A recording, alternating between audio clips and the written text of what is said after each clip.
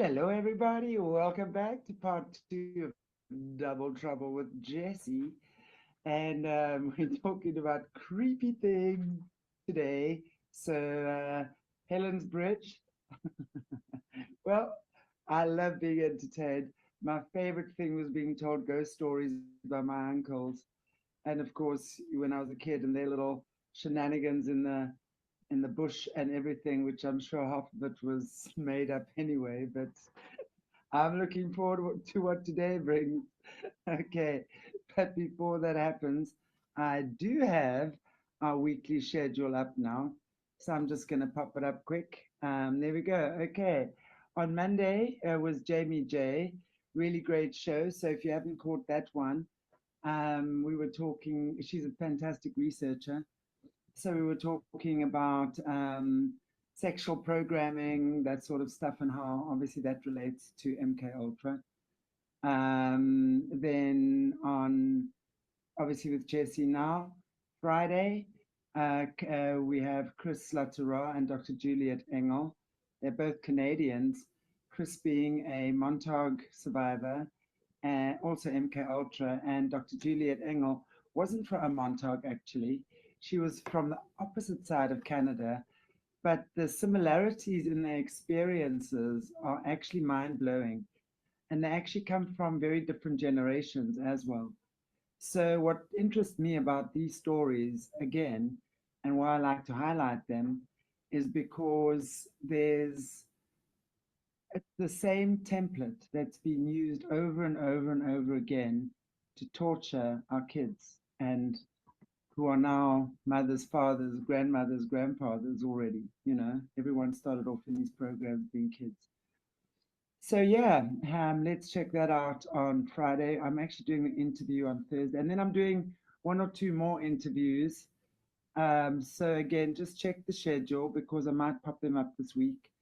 A lot of the guests at the moment can't do live shows, which is actually quite nice because then I get to hang out with you guys in the chat anyway. And then of course Sunday Loop with Jessie. Yeah, we got lots of cool shows going on Sunday. Well, two cool shows. So watch that, guys. And then without any further ado, wait, there she is. Hello, hello. Welcome back. Thank you, thank you. Are you? Yeah. Well, I really, and I think, as I said in the earlier show, so if there were any of you who didn't catch that then, I was hauled over the coals after last week's show. That who's Jessie and why haven't I heard her story? I speak like I don't even Right? introduce you anymore. But I think I should because there's always new people actually coming on, right? But I do Right. want to say that regarding your story, if you guys haven't watched Jessie's story or any of the other survivors and whistleblowers that I interview, there's a playlist of all their. Mornay's made amazing, beautiful playlists of all the shows we do. So please check out the playlists. Everything's in there. JC stories there from day one. We obviously don't repeat that every day. But Jess, introduce yourself, please, to those who don't know Yeah. you. Well, the easiest place besides that to find, you know, parts of my testimony is going to be on timothycharleshomeseth.com, and you'll be able to see my affidavits, especially in regard to what we're going to talk about today, which will include Biltmore area and Gloria Vanderbilt. Um, but you'll find that on, again, timothycharleshomeseth.com. I was raised in, I thought I grew up in just two regular Christian homes coming together, um, only to find that really behind the scenes on the Jesuit Catholic side of my family, we had individuals that were high level members of the Luciferian Brotherhood and the Sovereign Military Order. At a young age, I was chosen to take the top position in that system, known as the Queen Mother of Darkness. And my training began at age 4.5, and I got out at age 10. So that's kind of a good backup, a good background, I guess, of briefly what my story is about.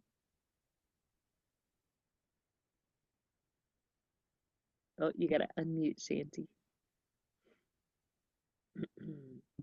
I had the dogs barking. Okay. So what I was saying was that we're all very happy you are out of that and sharing with us. So really, you do some really the best decodes. So I want to highly recommend you guys, if you want to learn the language of the Lucy's and how they're speaking and the buildings and the archways and the symbolism. Wow, it's all there. And in fact, that's also what some of the shows, one of the shows I know, I think we're doing, can't remember exactly which Sunday loop is on, but it's also to do with symbolism that Okay. you're decoding.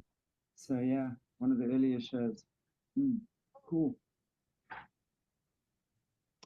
Is there anything you want to share with us before we open up in prayer? Well, we talked last time about my website. I encourage people to check that out, kingdomlivingwithjessie.com. On there, you'll find my series, Unveiling of the System, where I really break down the system piece by piece. And you'll have to just be patient with me. There is so much to break down, so I'm getting to it piece by piece. I also have my newest series, Architecture and Altars, which is a very in-depth course on how to read the structures of the buildings, their architecture, and when they use architecture in the system, what's the meaning behind it? What does it tell you? And how do they use that in connection to the altars that they build and they sacrifice on? So, very informative. For anybody who's taken my courses or classes, have pens and paper. It really is extensive. You're getting master classes when you take each of those. So, as well as the Decode series. But I encourage people to check that out. And then let's go ahead. We'll open up in prayer today. Heavenly Father, we thank you so much for all that you are doing. We thank you. Um, we thank you that you are with us this day. We ask that you would guard our internet, our airwaves, and our connections, Lord. And we ask that you would bless this time together. In your name we pray, Jesus. Amen.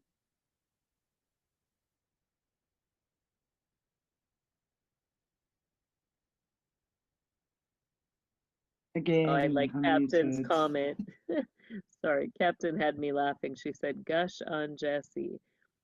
Yeah, that's about it. That you get a gush, a flood of water Absolutely. when you take my stuff. Gush away. I love it.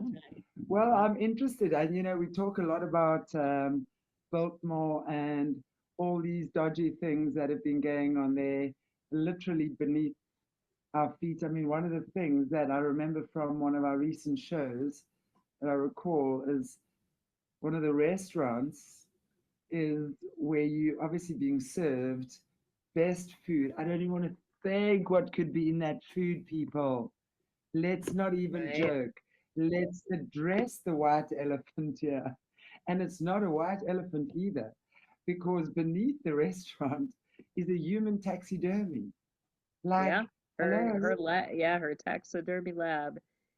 And I've detailed that in some of my testimony, but let's talk about that as we get into this, because really there's a couple things that play a part. Um, Under that stables, you have her underground taxidermy room. How it was set up, like it's like two rooms under there. Um, the one is she's got this massive table behind it, lining the walls. It's almost like a old library catalog where you've got, all these little drawer things that will pull out, and that was where she kept a lot of different supplies that included some of what I'd call the apothecary type supplies, potions, tinctures, different things that she would use in all of that.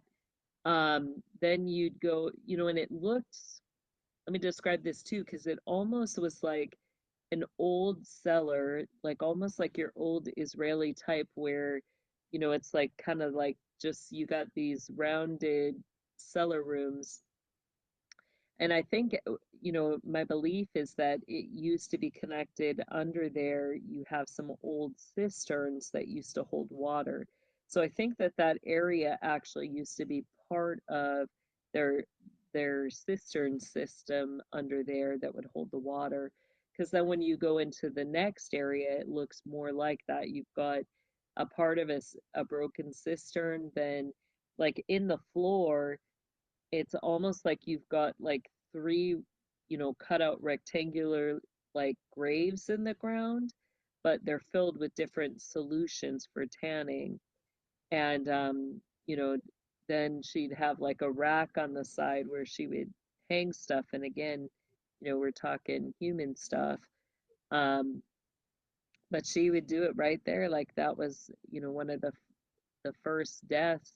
And you get, you know, her specialties were connected to water magic, as well as, you know, you had Gloria overseeing certain priestesses for the Eastern Quadrant. It was her job to train them up.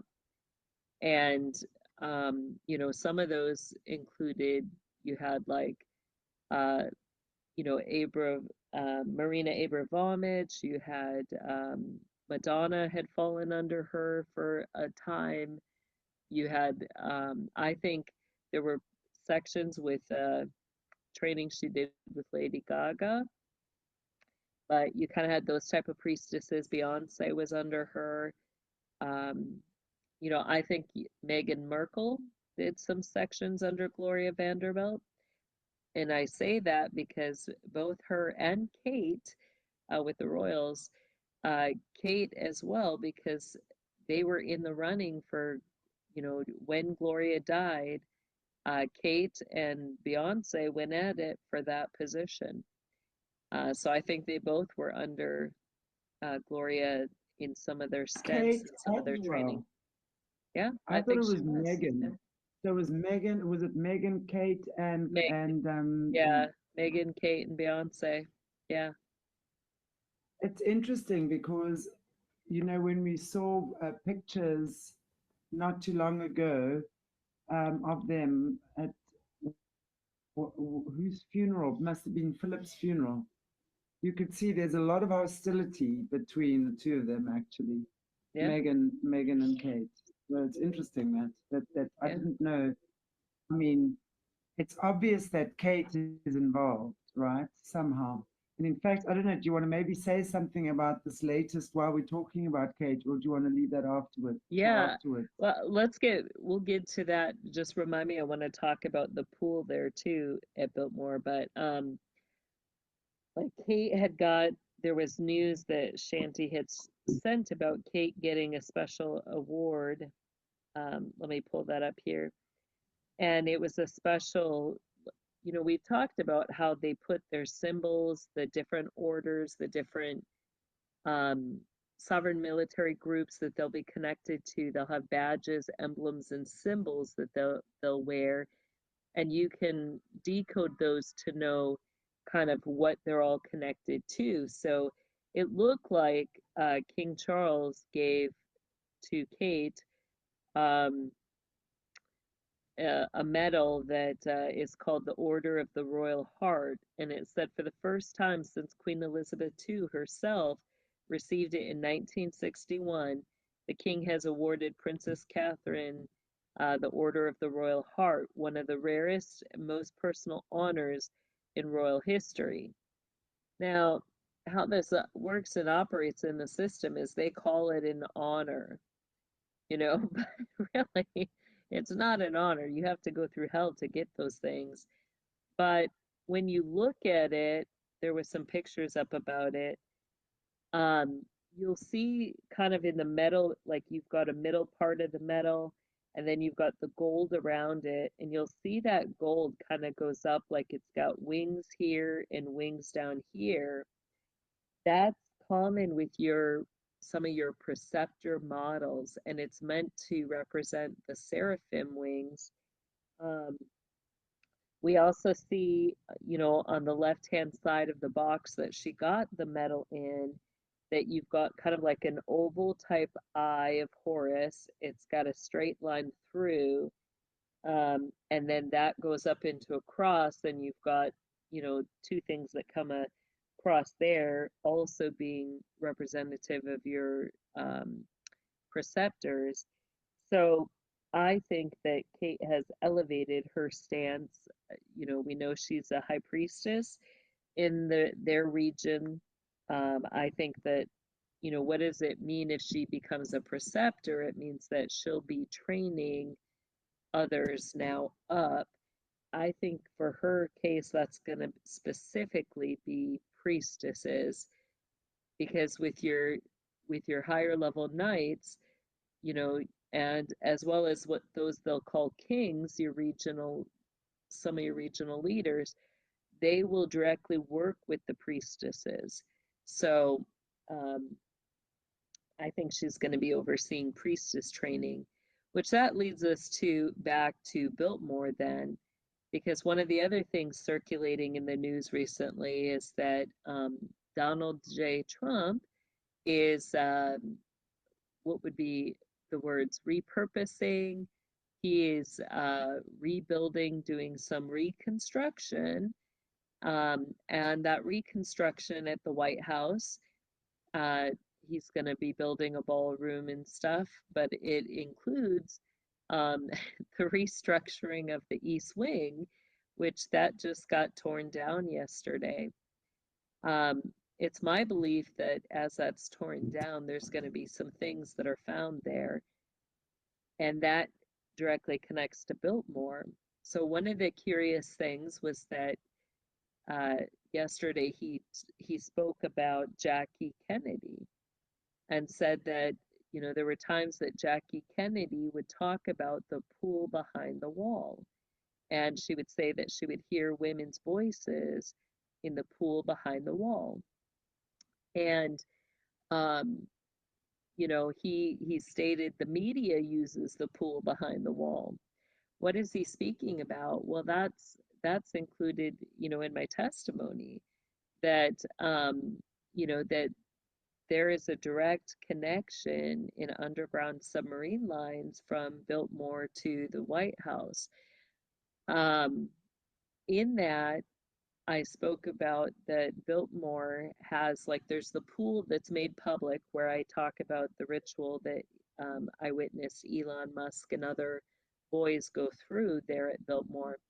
But there was a second pool, and that second pool is under where they have the bowling alley there. But that pool connects also to the Nazi submarine lines. And you'd get a lot of things that would happen in that pool. The priestesses would play, you know, water polo games, water sports. That would be part of the different obstacles that they would do in competitions, but, you know, not good stuff. You know, there was a lot of bad stuff they did in those pools too, which included, you know, drowning children. So um, I'm curious if that's, you know, what was being alluded to, and you know, I'm curious what's going to be revealed in the process of this reconstruction. You know, I hope it's all revealed. Um, you know, that's a matter of national security. You know, think about, as we get into this today, the Helen Bridge area. Look at all of the national security matters that are there.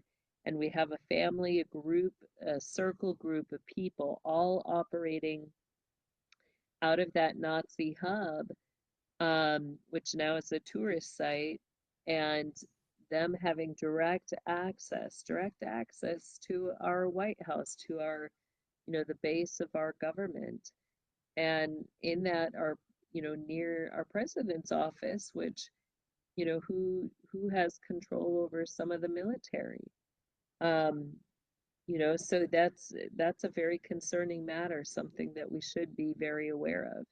And, you know, they were putting out news today that many presidents have wished that they could build a ballroom in that spot, but they just couldn't. Was it really because they weren't able to? or was there more to that story? Was it because they were hiding something and, they kept a very small space there so that they had access to that pool and the underground submarine lines, and they could have their parties and bring people down there, but they hid it from we the people, you know, and I think that's the truth of it. I think that they had wishes they stated their wishes for it, as a guise to make you think they wanted to do good things for we the people, but they never did, you know? Exactly. Yeah. I mean, what I'm thinking, yeah, as you're speaking, is going back to our previous show when we're looking at where all this money that is the billions of dollars, and that's just in one or two states in America, right? Let's not even talk Right. about worldwide. That is being stolen from us to funnel their illegal, despicable activities and holidays and military programs and stuff. I mean, it must be funding stuff like this too, right?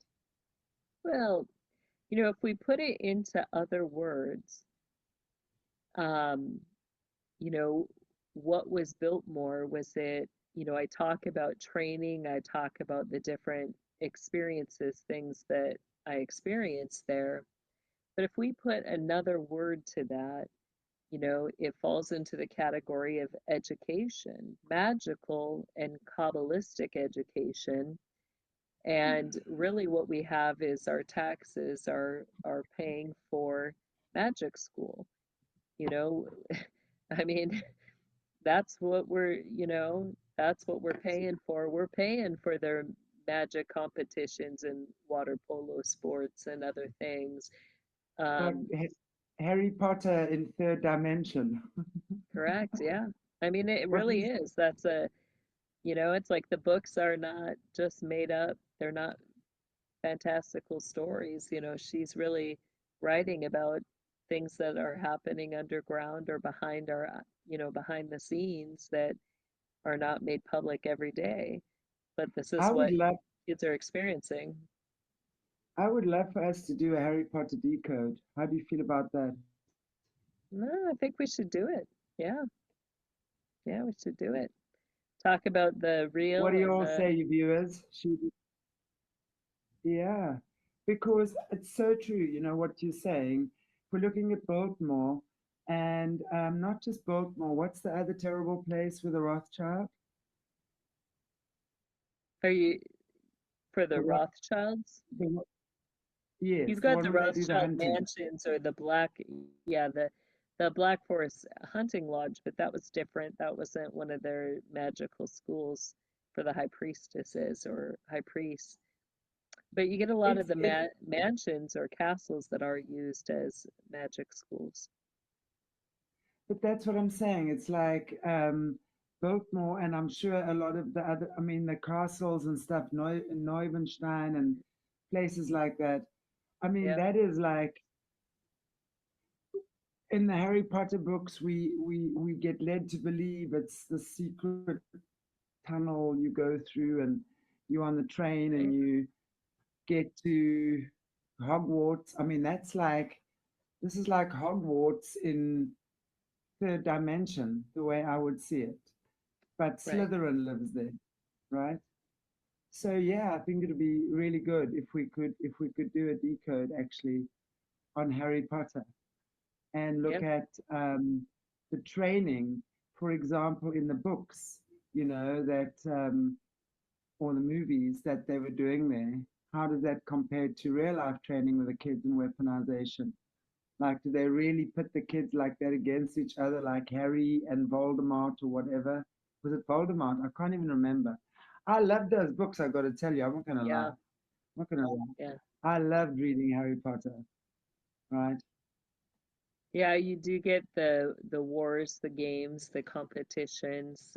You've got your bigger circle groups.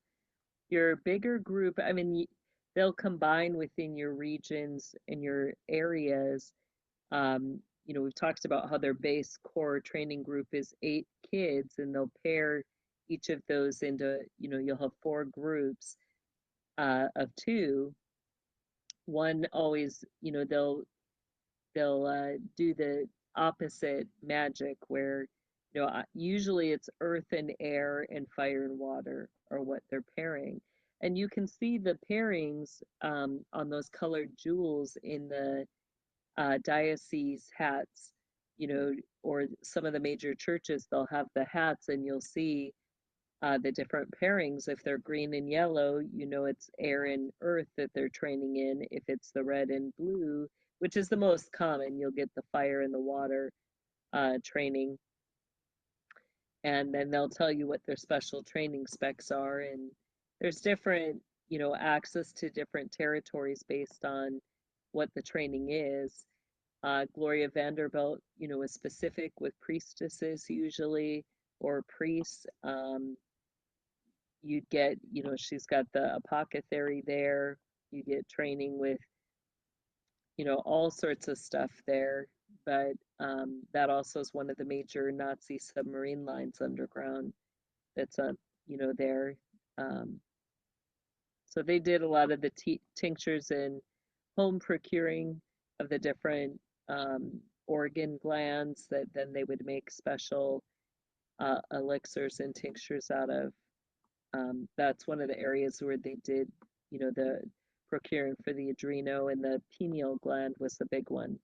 They'll mix those two to make a special hybrid tincture that they give the hierarchy kids for spiritual acuity. Yeah. It's interesting because I'm sitting here thinking, and it might be like quite, I don't know, graphic, but you've explained to us in the past how the adrenochrome is harvested, for want of a better word. Yeah. Right? Obviously through the pineal gland, etc. What is the process that they use to take it from that, call it raw form, into this tincture that they mix? I mean, there isn't obviously it's a alchemical process that they would use, I would imagine. Do you know Not how for that. I works? mean, it's pure, it's pure. So they can, if they, if they want to, they can just mix it straight. If they want to dilute it, then that's where it'll go through the alchemy process. Where like you'll see like the little decanter, and they're going to kind of apply a not, they can't boil it, but they want to make it steam, and they'll collect that. But that's not the usual, like they don't, most of the time they use that raw. But they could dilute it if they wanted to mix it with other stuff, and then, do that type of Do process. they, if they're taking it raw, do they literally drink it, or is it injected? I mean, I know with a tincture, you obviously take it on No, your it was, tongue, yeah, or it was drink or put into food, or they would, some of it they would powder, and then they would add to different types of food as powders, or tinctures as powder, things like that. And that's just like they would dry that, dry it, then take the powder for it. But most of the, like the pineal gland stuff was mostly raw, and they, like I've talked to, they literally did it just like a tap up through the nose, and would tap it, and it would drain out into a little vial that they would collect. Yeah. and I mean, it's, and I'm thinking about the people working in the laboratories or in the alchemical process, if you want to call it anything, knowing what this is. I mean, it's a mind boggle to me that this is what they're creating and they know what it is. Wow. Right? Yeah. Well, let's get into it. Yeah. So we're gonna Actually, talk about, go ahead. sorry, there's actually one question here that's popped up while we're talking about that from Bethany. So asking if when they do that, do the kids lose their spiritual acuity? Um, I'll say the kids that they tap are usually not the hierarchy children. So, you know, they are going to be the expendable children. And, um, you know, I would say no, but I would also propose that they're never taught how to use any of their spiritual gifts, or some of them may have been taught about God, but the majority, you know, if they're underground or being brought in through the underground breeder programs, they probably have never even heard the gospel or heard about God. And really, the system, the way that they view those children, they see them without souls. And, you know, when in the breeder programs, you know, they'll impregnate the girls in the fall or the spring equinox. And then the following equinox, they'll deliver those babies early. They literally, you know, I'd see them in the Chicago area, other areas. They would have, you know, almost like your old orphanages. They'd have all these beds lined up with these pregnant girls, and the doctor would go from one bed to another, delivering early. Um, and, you know, some they're gonna abort right away. They're gonna just dispose of these infants. They put them in a little 5-gallon bucket. Others, you know, they're going to save for ritual. But you know, they'd usually have a mother, or some of the grand high priestesses could do it too. Some of the programmers would do it, but you know, they've got those that they consider, or you know, having gifts. They're separate from the oracles we talk about, but you've got some that are have oracle type gifts, and they, you know, all your mothers are like that, mothers of darkness. They literally would look at the child and they would decide that child's fate. Is this hierarchy? You know, with a nod or a finger, they would decide like that. And then again, it would happen at age 5, they decide as well. So you got, you know, kind of two different processes there on how they're going to start weeding out the children in their quadrants. And, you know, they really consider those born that they choose as expendable. You know, they don't consider them having souls, which is not truth.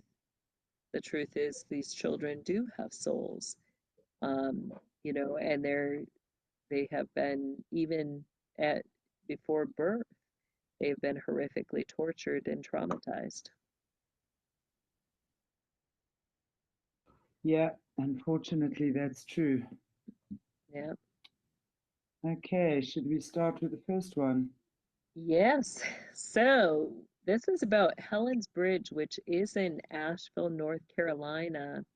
So as we get into this, you know, this is directly connected to Biltmore, where Gloria Vanderbilt is.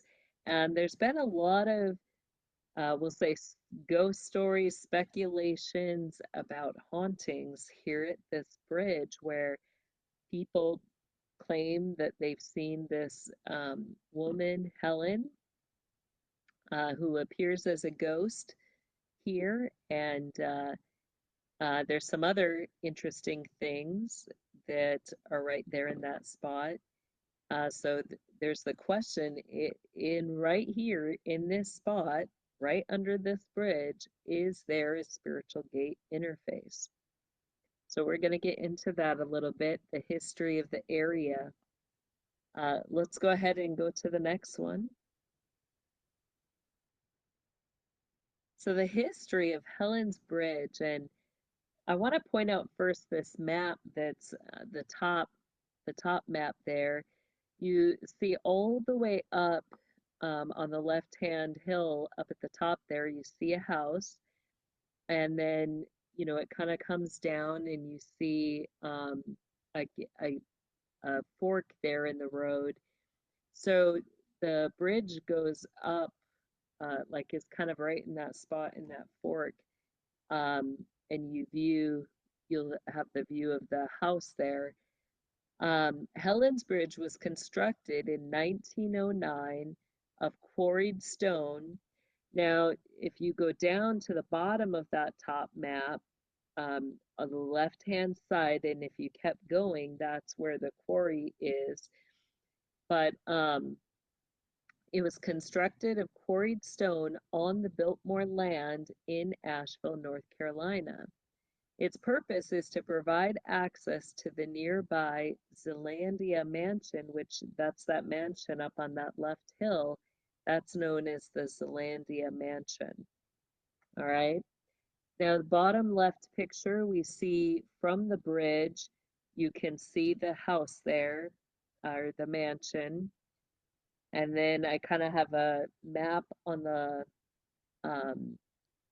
right there showing North Carolina, and you kind of see where Asheville is in connection to that state. So this is the area we're talking about. All right, go ahead to the next one.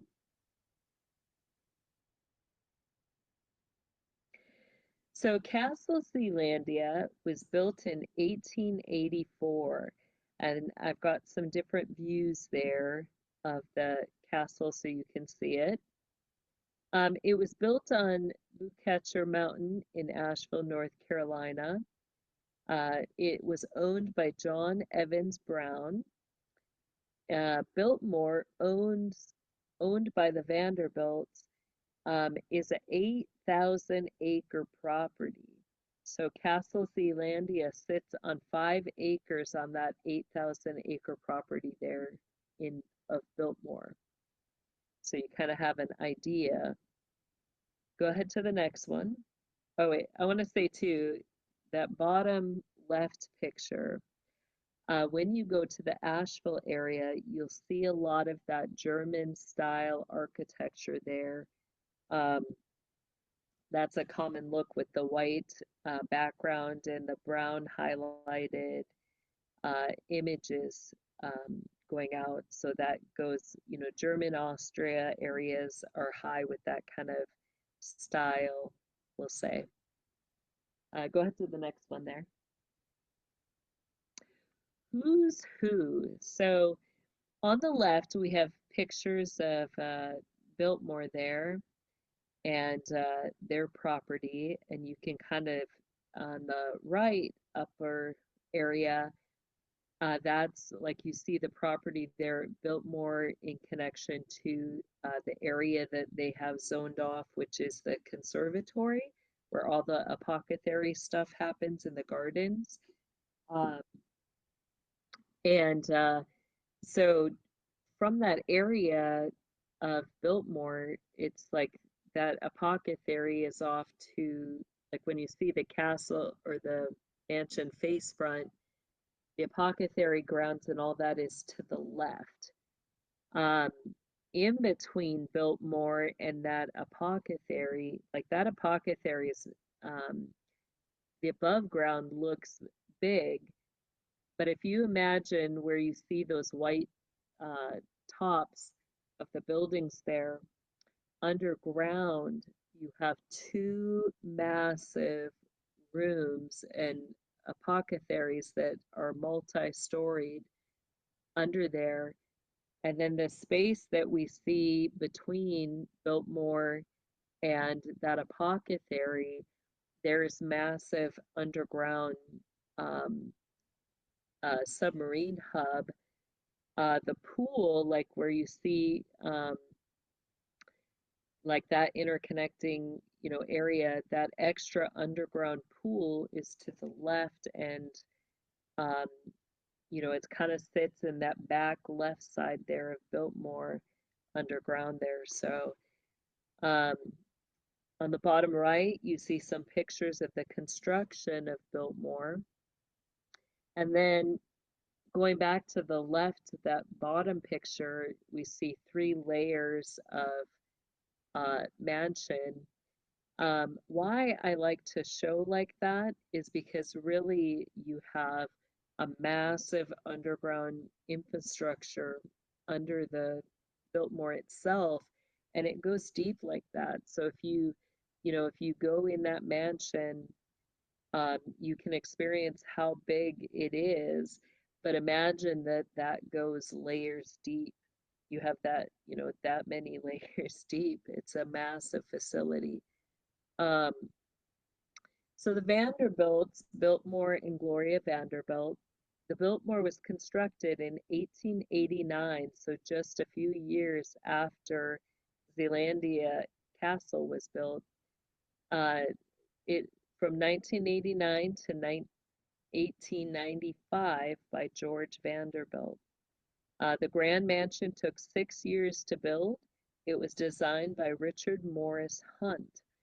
Now, why I get into the designers and the architects of these two places is in my architecture and altar series, I explain what architects are in the system, how you have individuals that are specifically trained not only to just build a building, but they're trained in the symbolism. They understand the spiritual world contracts, and they literally are building places that are designed to sit in between the physical and the spiritual realms, thus enabling that spiritual component on the land and in these buildings, where then they're going to have contracts with spiritual entities. Um, and some of the buildings themselves are actual altars. Other times, the buildings are built specifically to tell people in the system where the altars are in relation to that building. So architecture is very important to understand. That also gets into them, communicating with each other where the spiritual gates are, where's the energy flow in that area, and how to access those spiritual gates and that energy flow, or anything else that they want to access, such as, underground submarine lines. They tell you how to access it and where the access points are. So that's why we begin to get into the architects and the designers of these buildings. Go ahead on the next one. And I see your request there, Michelle. Michelle's asking, can you do a decode on Newport, Rhode Island? Richard Morris Hunt was the architect for many of the mansions there as well, and as well as a famous church such as St. Mary's, where the Kennedys were married. Yeah, interesting. I'll see if I can. I'm gonna take a note here real quick. That was Newport, Rhode Island.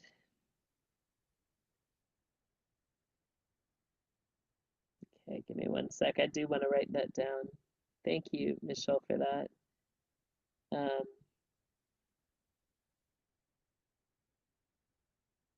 And that was St. Mary's, where the Kennedys were married. Okay, thank you. We might do a decode on that. So the Vanderbilts, the nice way to put it is to tell you that this family line are Nazis. That's really the nice way to put it. When we begin to get into the Luciferian Brotherhood and the Sovereign Military Order, we know that there are those that are stationed in certain areas as quadrant leaders. They, will display their power usually in connection to a castle or a mansion. Their job in the system, part of their job is to oversee ceremonies, rituals, events, as well as the training of hierarchy children, whether those children are being trained up in the Brotherhood or in the Sovereign Military Order. So George Vanderbilt, it's my full belief that he was a Grand High Priest of the Eastern Quadrant. you know, in connection to that, he was building that Biltmore as a place that would be used as a training ground, but also, you know, as an above ground structure to hide the massive Nazi underground submarine line and training base that they have underneath there. Uh, you know, some of their dirty laundry, which is going to come into play, you know, whenever you're hearing a lot of ghost stories or there's a lot of spiritual paranormal activity, usually there's some open door that's been built, there's some altar in the area where spirits are connected to, and you know, access has been given for those apparitions and that paranormal activity. Many times the paranormal activity occurs because they're trying to dissuade people from the area. They'll use it as a way to control who's where when certain things are happening. Um, but they will also use it to torment as a means of fear to keep control of the children that they're training. You know, if a child runs in training or tries to get away, they can use the fear of those stories to try to, you know, control which direction that child will run in. And then, you know, they'll hunt and track that child down and bring him back. Um, so that's how a lot of things are used. But here we see, you know, some of the pictures, the picture all the way to the right with the, you know, they've got tables set up. Now this, you know, this will just, if you have sensitive ears, you might want to tune out for a moment, but it'll make you sick. This is the fountain that sits in their atrium there at the front of the mansion. And it's really not a fountain, you know, but um, in that atrium is, you know, it's a spiritual gate. It connects up the hill where they've got a gazebo with the statue of Artemis or, you know, Ashtaroth, whatever name you want to give her today. But so this directly connects to it, but this fountain is an altar. And on that altar, you know, I witnessed them horrifically kill infants. And, you know, here you've got, it used to be a place where they would hold dinner parties. You know, people come in to think they're getting an exclusive event, but they're all eating around an area where they sacrifice children. That's not the only place inside the mansion where they sacrifice children, but that's one of the areas. Um, so let's go ahead to the next one.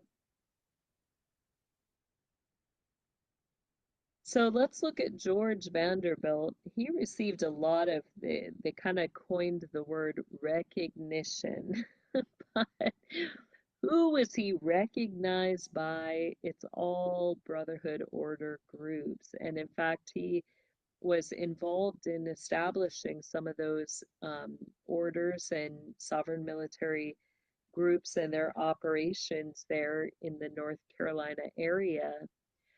Some of those that he was recognized or a part of were the pioneering American forestry.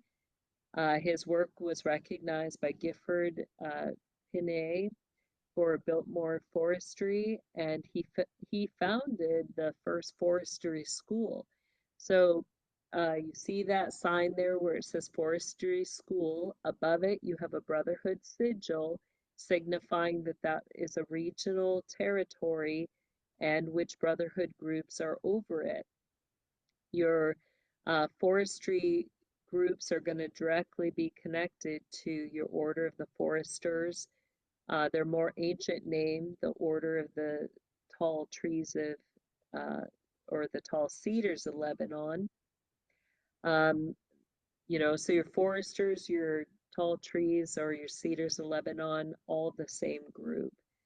Um, so, you know, we see that. Then we see, you know, to the right there, we see you know, the Independent Order of the Foresters, their symbology there, and that one happens to be connected to a Reynolds. Um, and notice like we'll show a close-up of that, but notice that that looks like a cross of Malta. You've got the equal vertical and horizontal crossbars. But what else do we see kind of when we see that cross like that in connection to your foresters? We see our fire departments, right? Well, we'll look at that symbol in a minute closer to show you what's in there. But on the left, we see some of their other badges. You see the deer's head, which also is a symbol that will be used for your foresters. Why the stag or the deer's head? Well, because at the end of the day, you get a lot of druids are going to be connected to that. What do your druids need access to? The woods. Your higher level druids, you know, are particularly going to be interested where oak trees are because they use the oaks to tincture the white oak or liquid gold, as they call it, which is an elixir that they believe will give them longer life. So we just show some of their other imagery there. In that where we see the stag ones, the bottom, we also see the shield with the flag representing your sovereign military group, the Foresters, or I'm sorry, the Sons of Liberty is what I meant to say. So, you know, in that you do indirectly get some of your connections with the Order of the Red Men, but they weren't the prominent group connected to your Sons of Liberty here. So they tell you who their jurisdiction and authority is under.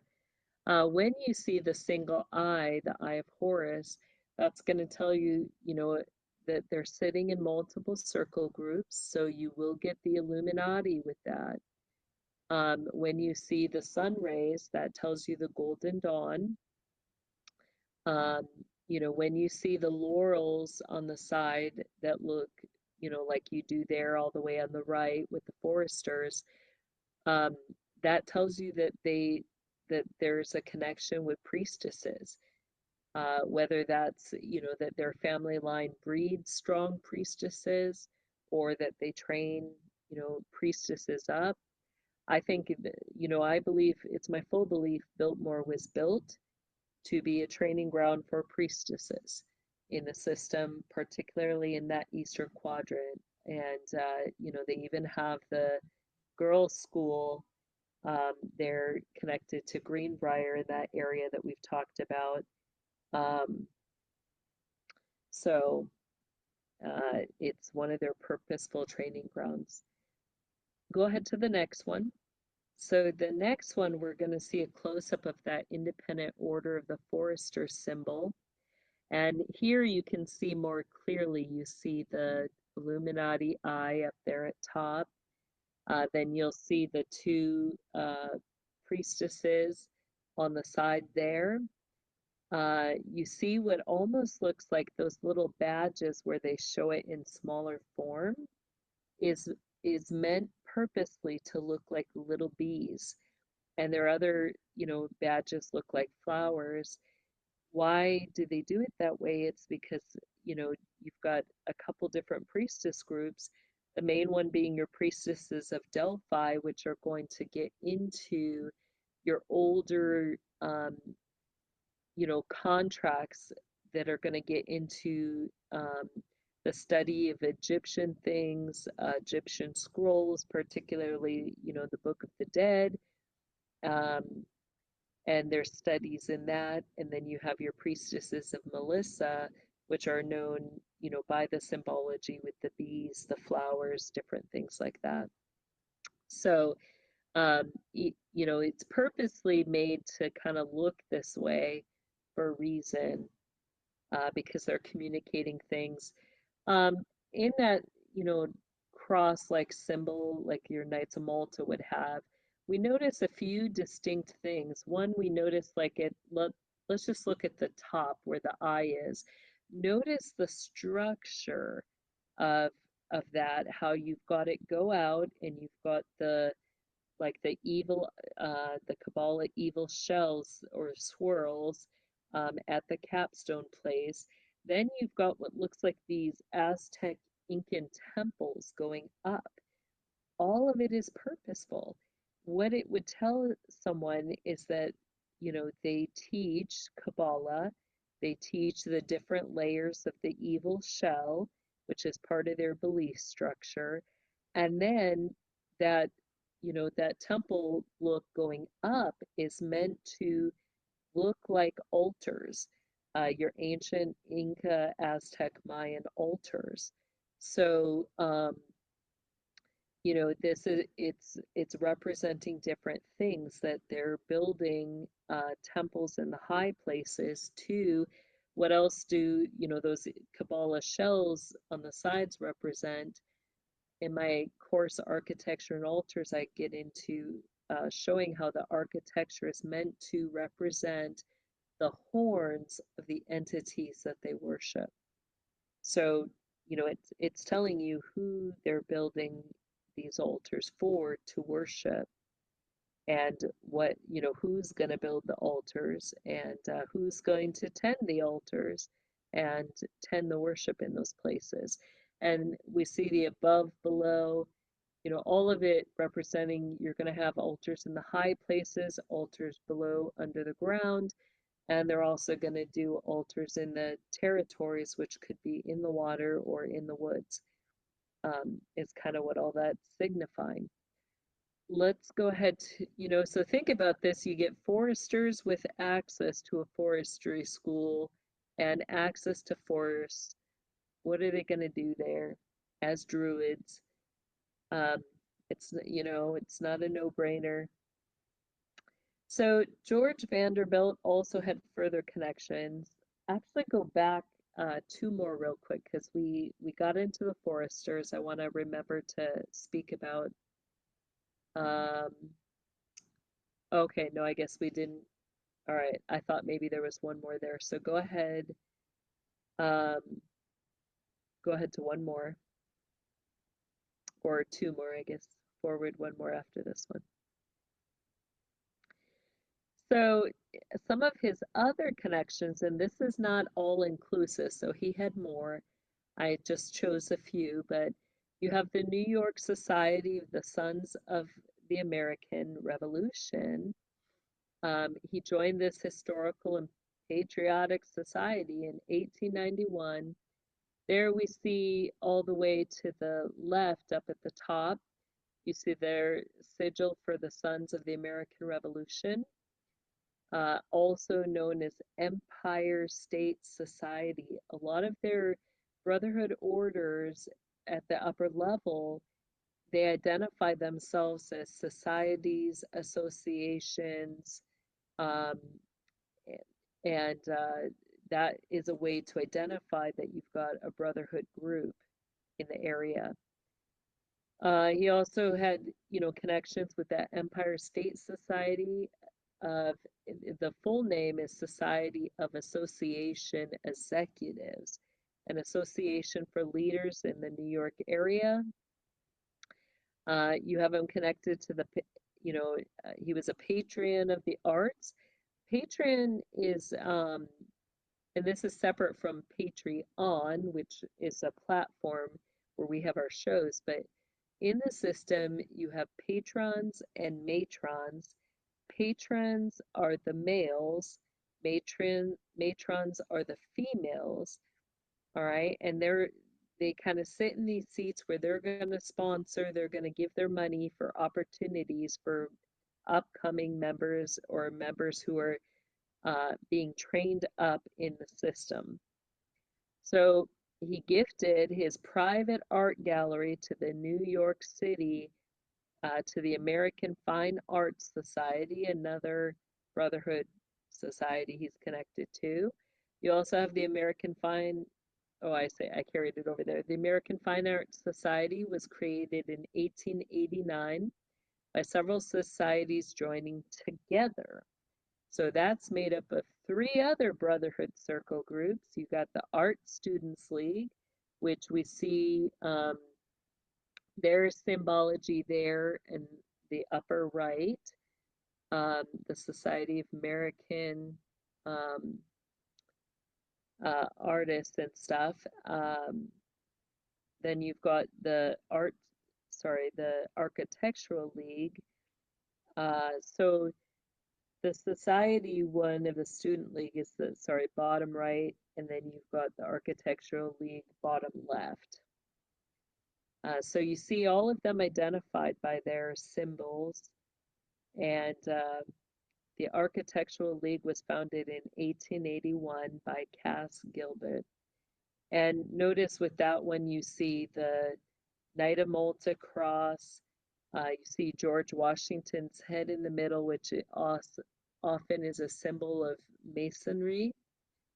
Then you see the eagle up top, which means that, it tells you as they begin to work on their degrees, what degree level are they going to be if they're connected to this Architectural League. They're going to be, degree level 32 or 33 degrees of illumination. So that's what that's telling you. All right, let's go ahead to the next one. So let's begin to look at the architects. We have Richard Morris Hunt. In my series Architecture and Altars 1, I explain the special position and training of architects in the system. Those who are trained to build between the spiritual and the physical worlds and create interfaces with spiritual gates and realms. Richard Morris Hunt designed Biltmore in Asheville, North Carolina. He also was the designer of the pedestal or the altar that the Statue of Liberty stands on. And then someone brought out his connection to the Newport, Rhode Island area. So there's other areas he's built up. Well, John Evans was the architect and builder of the Castle Zealandia that we saw in Asheville, North Carolina there. Richard helped found the Metropolitan Museum of Art in New York. He also founded the American Institute of Architecture in 1857. He had the Queen's Gold Medal of English Royal Institute of Architects in 1893. Now, why do I bring those things out? I bring it out because that's his circle groups. Those were the circle groups he was interconnected to. Being connected to the Queen now, there's an important thing that we need to bring out because Queen Elizabeth, you have the queens there sitting in a special council and having oversight over one of the special councils. That special council being the Ninth Council, also known as the Ninth Circle. And, there's a lot of stuff we see about the Ninth Circle. Some of the things that we know about the Ninth Circle is that they engage in satanic ritual and they engage in cannibalism. So, those are things that we know to be true of the Biltmore area, that those people engage, they're connected to the councils in the system, as well as they engage in satanic ritual and cannibalism. Go ahead to the next one.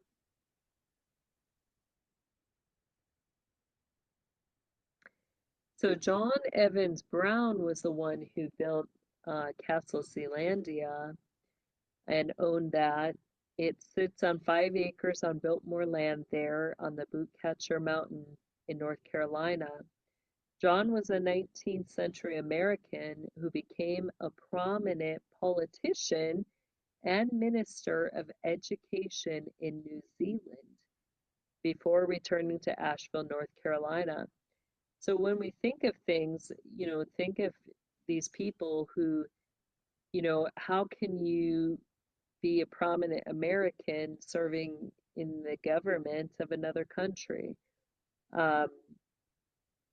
This is kind of how they would do things. They would, have that dual connection, and that really gave way to a lot of the trafficking or the underground markets would be another thing that they're gaining access to by having those alliances. Below we have a picture of his granddaughter on that picture, family picture, all the way to the right. That's Catherine Elizabeth Brown. So she was the granddaughter of John Evans Brown. She married Samuel Blood. That's the gentleman on the left there in that bottom picture. And their child was William Blood, who was the great grandson of John Evans Brown. All the way up on the right there, that's a older picture of Catherine Brown Blood, whatever you want to call her. What I will bring in here, it's not just because of the last name, you know, it's an interesting last name that they have there, but I will bring in the fact that those at Biltmore, as well as the Browns here, you know, it's not going to be public knowledge, but that area is huge in vampirism. So I'm going to just put that in the forefront. The majority of these individuals there are vampires. Let's go ahead to the next one.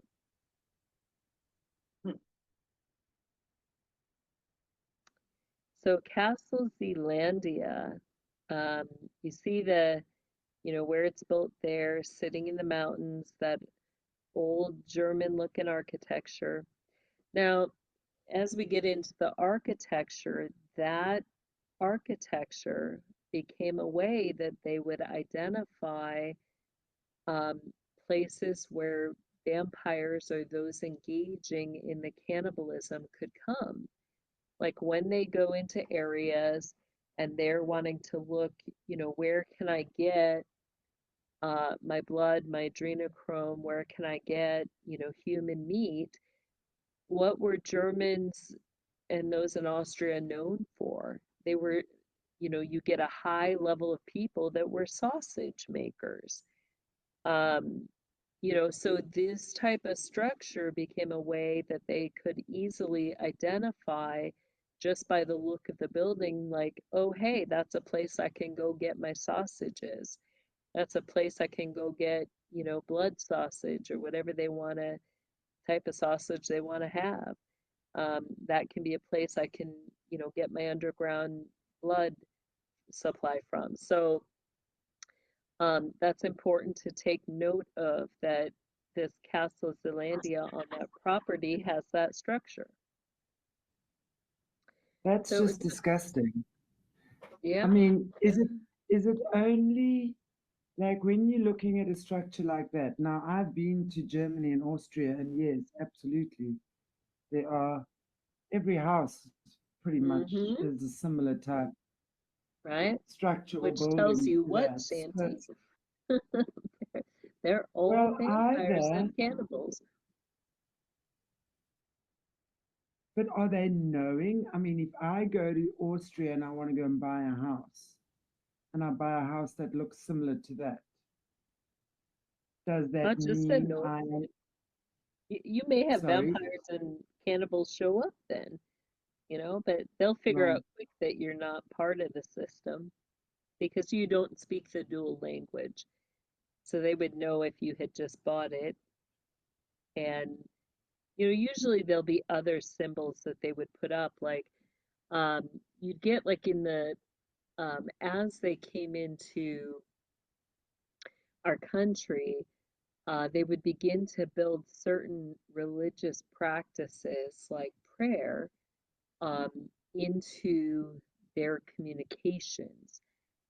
One of the common things, and you'll still see it in some of like the um, Lutheran Montessori Lutheran homes, or um, some of your Moravian Christians, they'll use the candles at night in the windows, where you'll just see a candle lit. So some of those ways became ways that they would identify which of those homes would be hosting that night or having the special things. Like you know, which home doesn't have the candle up? Shame on them. They all went to bed early, right? Um, you know, so there would be Wow. different ways, you know, is there one candle or two candles, or do they have a whole row of candles in the window? Um, that would be different ways that they would identify that easily, you know, or What hanging really, quilts in the window was another way they would communicate. I've definitely heard that. I've And definitely heard that. the lace What? curtains. Yes. Yeah, I mean, there's lace curtains again in every person's window. Like, I mean, right, that stuff is called Dutch lace. You know, it's right. got a specific name called Dutch lace. And And the I know, design communicates things to them. You know, how intricate are all the petals and flowers only four petaled, or are they more intricate? Remember, that tells you the type of sexual magic that they're engaging in. yeah. And I've often, well, often, not, I can't say that, but I've definitely heard about these candles in the windows, but nothing nefarious about it, just like something a bit odd, you Yeah, know? usually it's representing, you know, they're going to say it's representing their prayers and the prayer, you know, the Yes. keeping their oil in their lamp going all night long, But you know. what really is even more well, I don't know what's more disturbing, but when you talk about, obviously Germany and Austria are very well known for their different types of sausages and meats, cold meats, meatloaf, stuff like that, Right? right? And it's known to be particularly good. So when you're talking about obviously the symbolism amongst the vampires, right? Hmm. For which, where can I get my blood sausage or blood boost or whatever it is they're desiring? I mean, how does that, is that also given to the average person in the street who's not a vampire, who's just Yeah, wanting, it can be, you can get average people that are going to buy that. You know, particularly you get issues health-wise for those individuals, like why those meats were especially, you know, used was because of the longer winters. People would get a lot of issues with low iron. So that's why, you know, they claim that there's a need for the blood sausages, and that then became a tradition or an art form for them on, you know, procuring different forms of meat and utilizing every part of supposedly the animal. Um, but it's just ways they found to profit off of, you know, I mean, really, they profit a lot. You know, it's that multi-tiered profiting. They excel at that.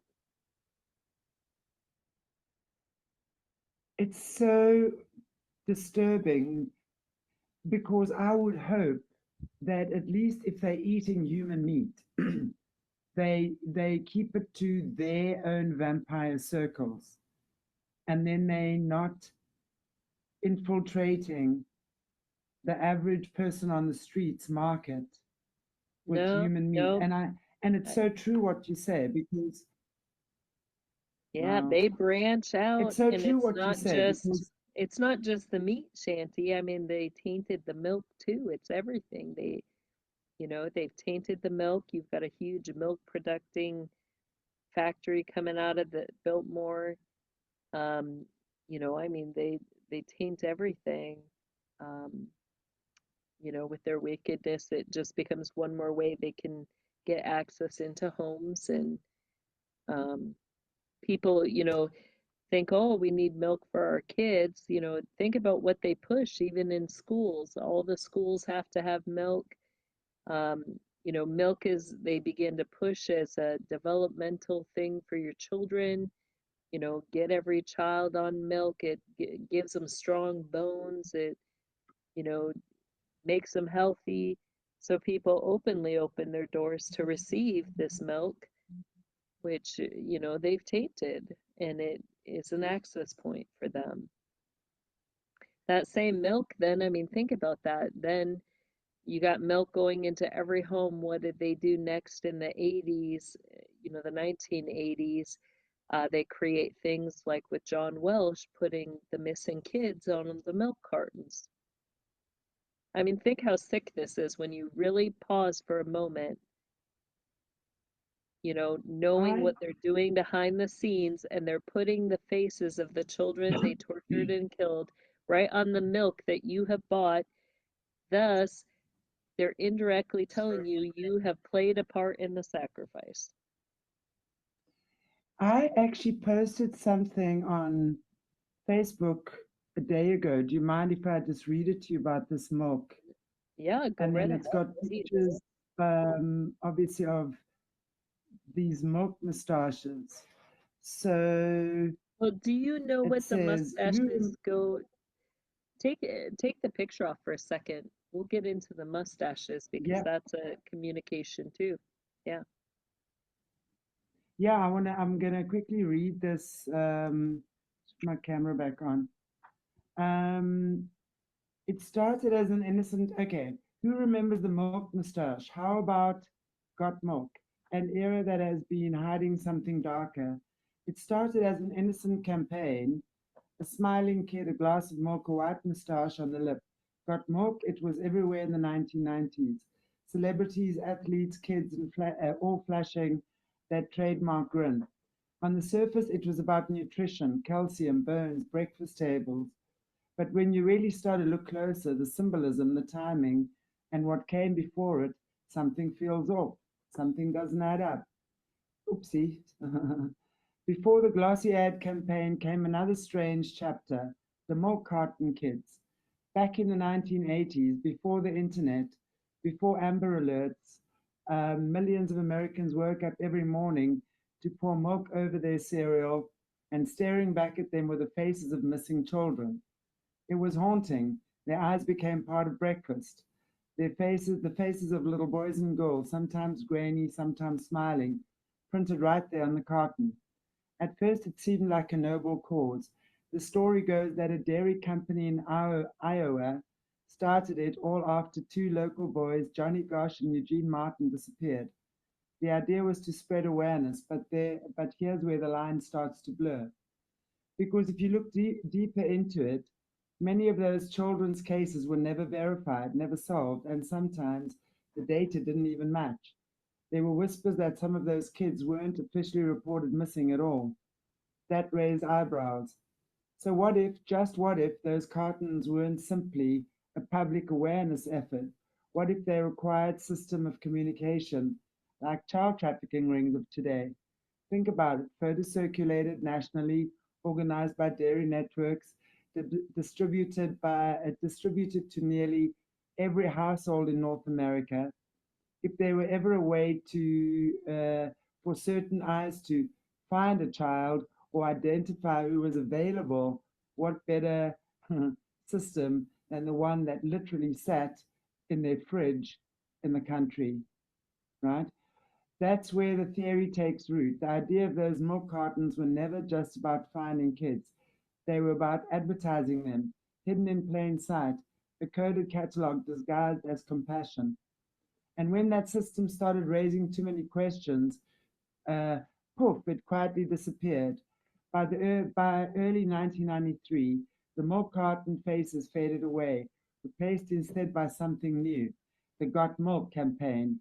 And what did they show? Smiling faces again, children again, milk on their lips. But this time, it wasn't sadness or concern, it was celebration.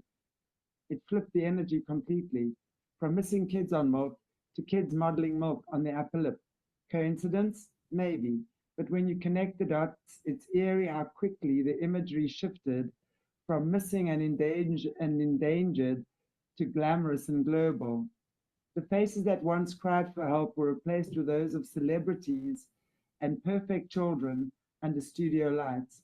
the same product, the same imagery, a totally different message.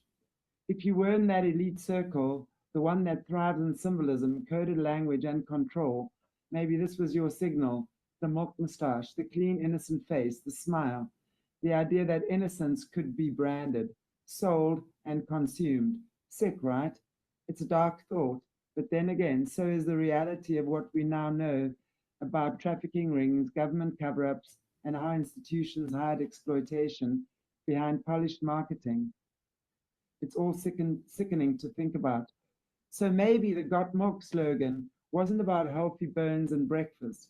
Maybe it was a slow cover up, rebranding the carton to hide the truth after being exposed, the smile to make us forget. After all, the best secrets aren't hidden underground, they're hidden in plain sight. Right on the breakfast table, back then and now. Yeah. So let's quickly get into that.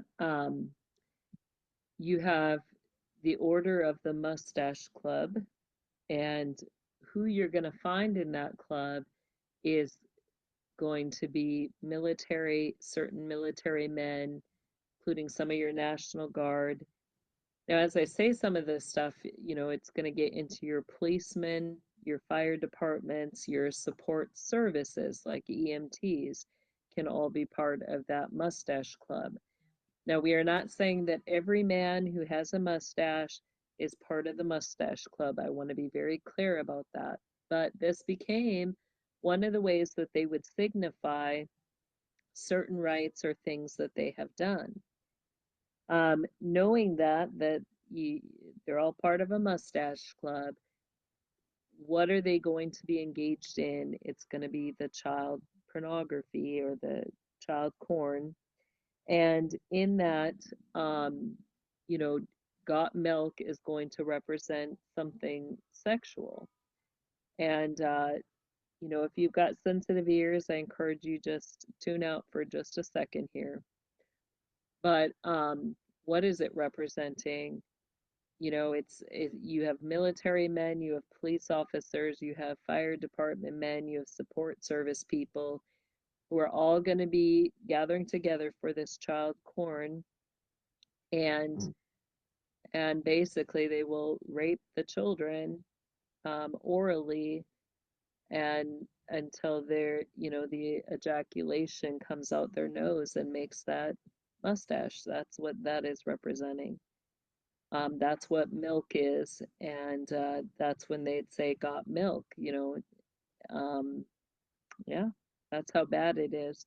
And these aren't, these are little kids, you know, all the way up to, older kids, but mostly little kids. And that's where they're pushing it, your elementary, your toddler elementary years is when they're pushing that. And this is happening right within these kids' communities, you know. Um, it's a threat to the children that are part of those corn rings. It's a constant reminder every morning that they're gonna keep their mouth shut. They're bound by the code of silence.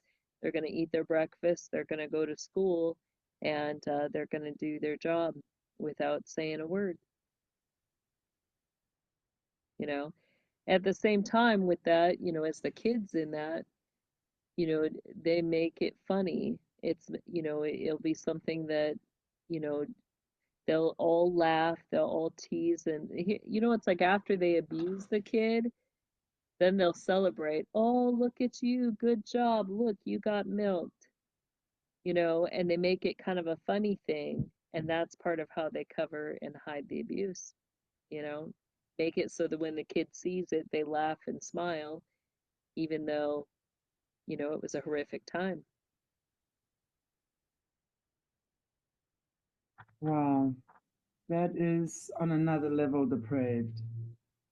I have no idea what to say to that. I mean, sure. Yeah, so this area, I mean, it's huge with this. Let's go ahead to the next one here. I think, how many more slides do we have here on this one? Let me just check. Sorry, I got completely waylaid there. Yeah, we did. I think, did we do this one yet? Yep, we did.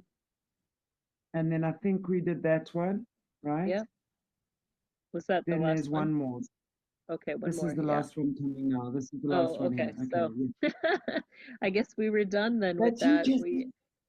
We ended on the sad note of what those things really mean and represent. Um, you know, it's so important to understand the symbols, the language that they use. I mean, how easily they use just even, facial hair as a way to communicate what they do.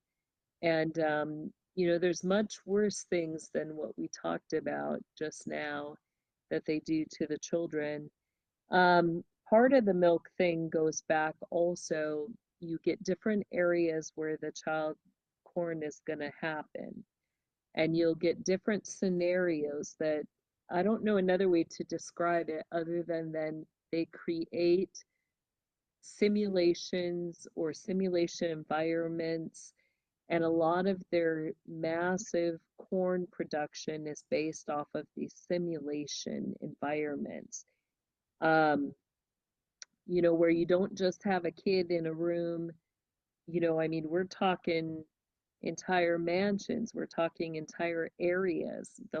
Their production can include a massive area, multiple players in the production. And each time they go to that place and do a production, it's going to vary. But based on the child, based on the reactions, based on the choices. It's kind of like a pick your choice, pick your end of the story novel. You get something different every time.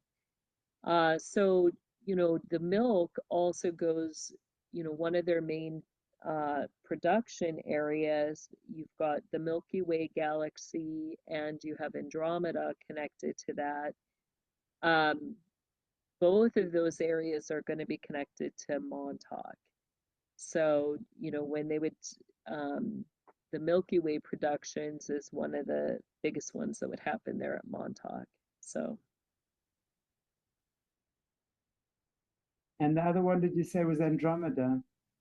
yep, Andromeda is another area there.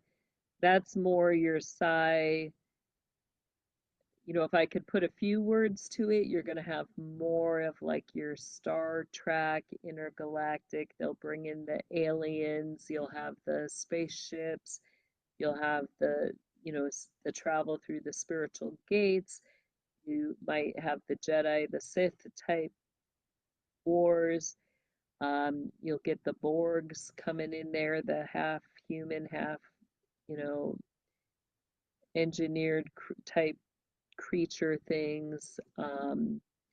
Andromeda is much more graphic than the Milky Way galaxy. Milky Way galaxy is mostly sexual. Andromeda is going to get into dark, dark, that's what I'll just say, dark, evil things, you know.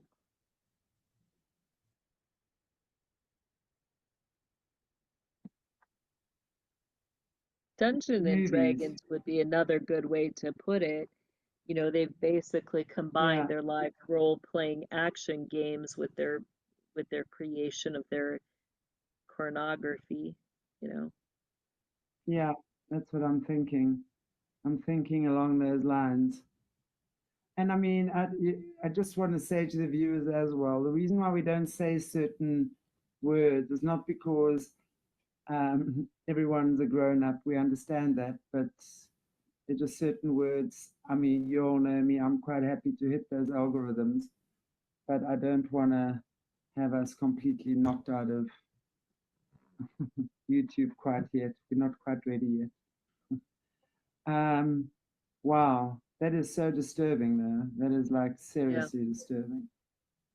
Who, in your opinion, owns Montauk for that whole space? Because the same Yeah, people that own CERN, I'm hearing. right? So, Who are Well, the owners of just this? across, or I guess it goes the other way. I gotta go the other way because I'm the camera changes the view. But just, Montauk's here, just across, you've got another island with good old Martha Stewart, the homemaker woman who's a cook. I mean, it should make you mad. You got good old Martha Stewart's vineyard, and then who else bought into that territory? You got Yeah. Barack and Michelle Obama. Yep.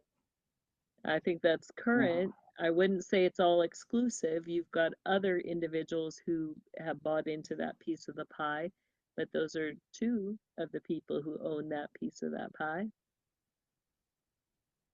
And we know Barack being, the sitting in the top seat in the general council, um, as the Phoenix. So think of that. Now you've got a connection directly with the, United Nations, and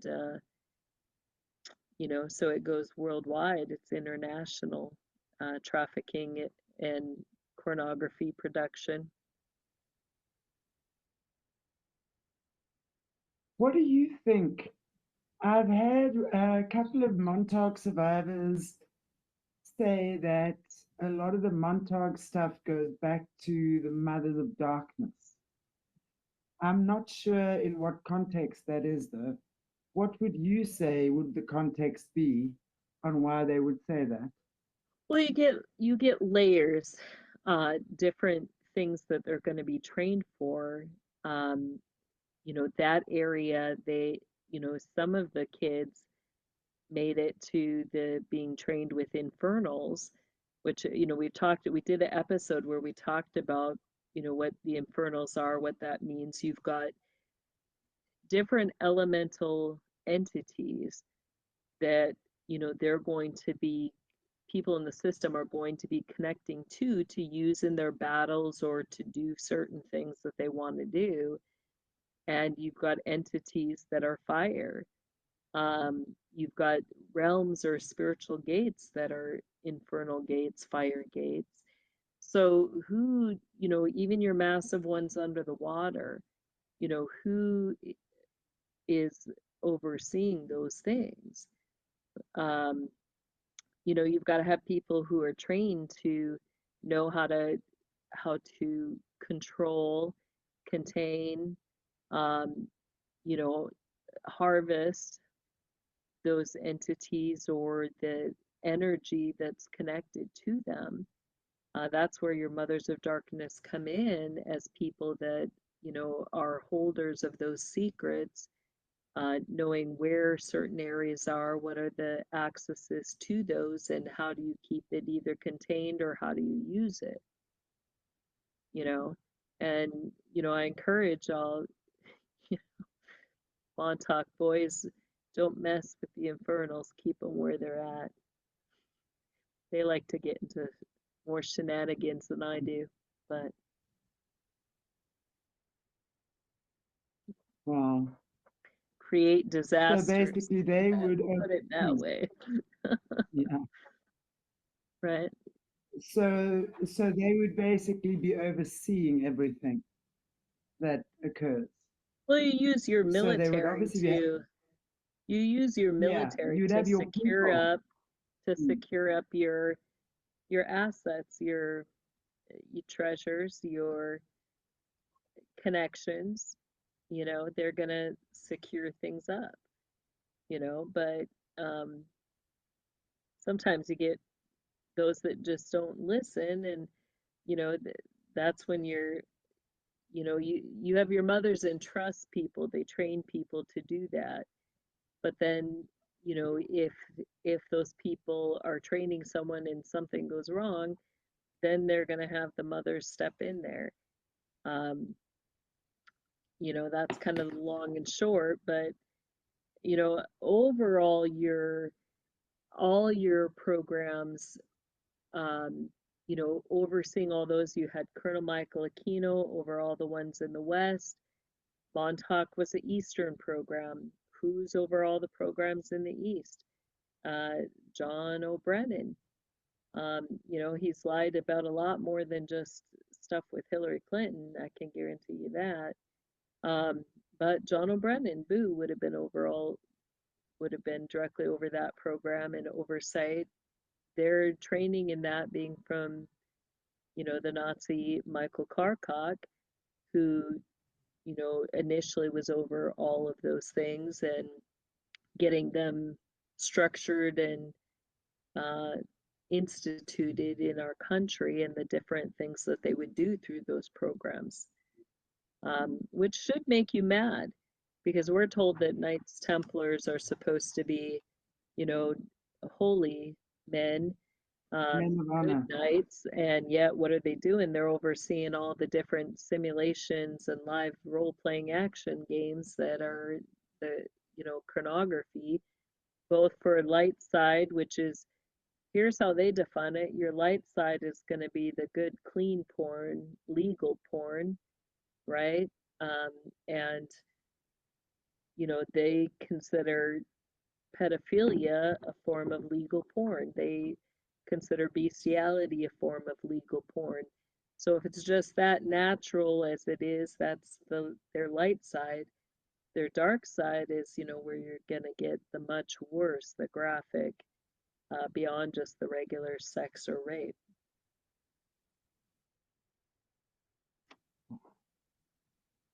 You were talking earlier on about facial hair and what that means. I wouldn't mind at some point even doing a quick, sort of a decode on that. But interesting. I mean, I can't help but think about Aquino's eyebrows. I mean, was there any symbolism in that? I Because think the that was first time just I because he saw was him, quirky. I think he had, all right, colics. He had colics that he couldn't control, and you'll see a lot of the grand high priests will identify themselves with their quirky facial hair, whether it's like, spike hair sticking up in one direction, or you'll see like the curls. You get these like elaborate beards. Um, they also could just use like a bow tie if they were clean cut and clean shaven. They have different ways that, based on which councils or which special groups they're sitting in, that they'll identify themselves. Like the Audubon Society, usually you see all of them with that fedora hat, and you'll see a feather in the hat. The same with you've got the priestess groups, the Red Hats Club, where all the women have the red hats. Um, so they'd find different ways to identify, so they would, know which circle groups they were sitting in. wild. Deb, Right? thank you so much, new member to the Arab tribe. Welcome. I hope you enjoy, and I really appreciate your support. Thank you, thank you, thank you. Wow, I mean, well, of course, as per usual, there's a million questions, but I think we've had Yeah, we've you maxed out in on the our hot time. seat. I think we've had you in the hot seat for long enough today, Jess. So thank you so much for, again, this is not a easy topic. These aren't easy topics to listen to. It's just Yeah, beyond gross. Something I cannot actually imagine some of the things. I mean, that milk moustache story is like, what the heck? And I mean, these poor babies that have to endure these monsters. I right? tell you, um, yeah, let's just keep shedding light on these atrocities. We don't do this for sensationalism. I wish we didn't have to do this, Yeah, but we do it because it's knowledge. And as crazy as what it sounds to the rest of the world, we've got to keep this light shining for these people that are suffering and have suffered at the hands of these monsters. That's really what they are. yeah. So thank you, everybody. Appreciate you all in the chat. Please like, share, subscribe, comment. Just keep the algorithm going. And then, just people need to know. Yeah. Oh, Anyway, Jess, is there anything you'd like to end off with before you No, end off for us in prayer? let's go ahead and pray. Heavenly Father, we just come before you today and we just lift up the heaviness of the conversation today. Lord, we give it to you. We place it in your hands. We know that you see, that you hear, that you know all that goes on in the darkness. Your word says that there comes that day where everything shall be laid naked and bare before the eyes of the world, Lord. We thank you that even this, Lord, that you've laid naked and bare the truths of what is happening to the children, Lord. We ask, Father God, for each one, Lord, that you would deliver them out of the hands of their enemies. We ask, Father God, that you would bring justice, that you would step in and procure that, that you would make that way straight for that to happen. And we ask, Father God, that we may create a society, uh, both at quadrant and regional levels, Lord, where our children are safe, where they can go to school, where they can go to the playgrounds, where they can go to each other's houses and just be kids, have fun, enjoy themselves, be creative, be building things, working together, inventing stuff, deciding what they want to grow up and be, and just enjoy the things that you have created for our enjoyment, Lord. We ask that you would restore this, Lord, in every region, in every quadrant, in every place around the world. We ask this in your powerful name, Jesus. Amen. Amen. Thank you, Jessie. Thank you. Thank you, everybody. I appreciate you all joining us today, and I will see you sometime soon. Just watch the schedule, okay? All right, guys. God bless you all. Take good care. Thank you so much for watching. And please like, share, subscribe. Let's get these algorithms up. Let's get this information out there. And yes, I will see you on the